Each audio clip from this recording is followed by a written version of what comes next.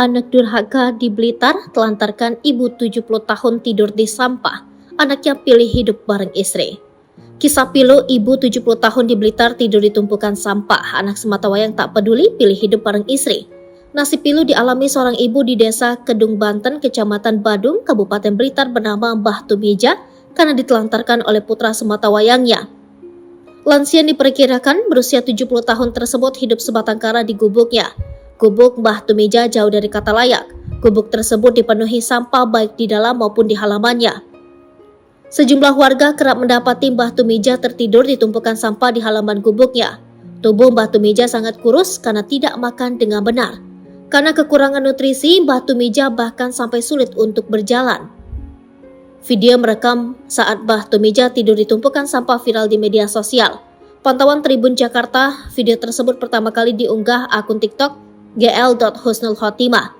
Akun TikTok GL Husnul Khotimah menjelaskan Mbah Tumija sebenarnya mempunyai satu anak laki-laki. Namun, anak sematawayang Mbah Tumija sudah tak peduli dengan ibu yang telah melahirkannya. Mbah Tumija sebenarnya punya anak satu tapi tidak peduli dengan kondisi ibunya, tulis akun tersebut. Warga dan perangkat desa setempat padahal kerap memperingatkan anak Mbah Tumija untuk memperhatikan ibunya. Tetangga dan perangkat desa sudah mengingatkan berkali-kali tapi anaknya tidak peduli, tulis TikTok tersebut. Dibanding merawat ibunya yang sudah renta, anak Mbah Tumija memilih tak peduli dan hidup menjauh. Anaknya laki-laki hidup di tempat berbeda bersama istrinya. Ibunya dibiarkan terlantar sendirian. Sang ibu hidupnya tak terurus bahkan tidur di pusaran sampah, tulis TikTok GL Husnul Khotimah. Pihak Gria Lansia Malang dan perangkat desa akhirnya memutuskan untuk mengevakuasi Mbah Tumija.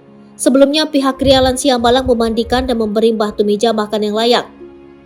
Berkat bantuan perangkat desa, Mbah Tumija akhirnya kini tinggal dan dirawat di Gria Lansia Malang. Sejumlah netizen yang melihat video tersebut mengaku sangat terharu.